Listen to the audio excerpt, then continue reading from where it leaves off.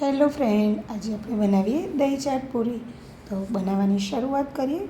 અત્યારે આપણે જે આ પૂરી લીધેલી છે તે ઘરે જ બનાવેલી છે. ઘરે આપણે સ્ક્વેર આકારમાં જ આપણે આ પૂરી બનાવીને તૈયાર કરી છે.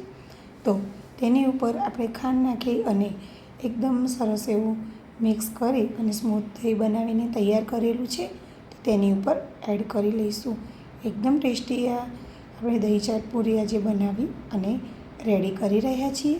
તો તેની સાથે જ હવે આપણે જે બીજી વસ્તુઓ લઈશું, જેમ કે છે ડુંગળી છે, ટામેટાં, કાકડી છે, કાચી કેરી, લીલા મરચાં, કોથમીર અને છે દાડમના દાણા, અને સાથે જ આપણે બાળકોને પસંદ આવે એટલે તૂટી ફૂટી લીધી છે. હવે આ બધી જ વસ્તુઓને આપણે વારાફરતી આ દહીંની ઉપર લઈ લઈશું. જેમ કે આપણે કાકડી લીધી, હવે તેની સાથે જ આપણે તેની ઉપર ડુંગળીને પણ લઈ લઈશું અને તેની સાથે ટામેટાં. એકદમ ટેસ્ટી અને હેલ્ધી એવી આ ડીશ બની અને તૈયાર થશે.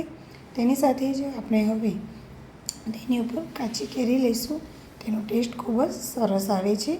સાથે જ આપણે ઉપર રેગ્યુલર મસાલા કરી લઈએ, જેવા કે ધાણા જીરું પાવડર લઈશું, મીઠું લઈશું અને સાથે જ આપણે થોડું લાલ મરચું પાવડર એડ કરી લઈશું, કે જેથી કરી અને તેનો ટેસ્ટ એકદમ ચટપટો અને સરસ આવે.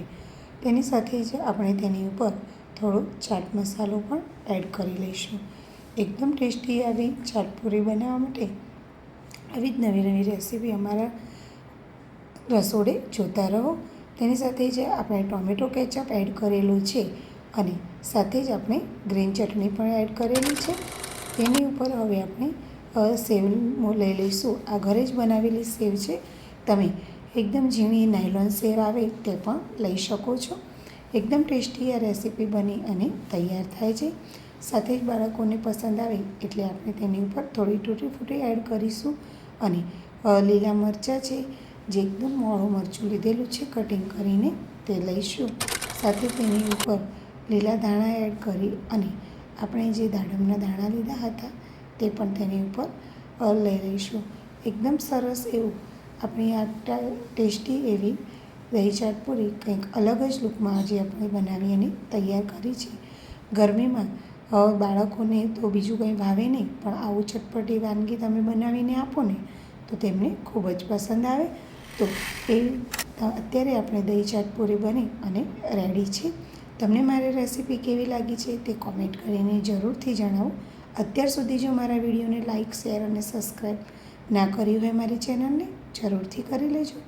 એન્જોય. By friends.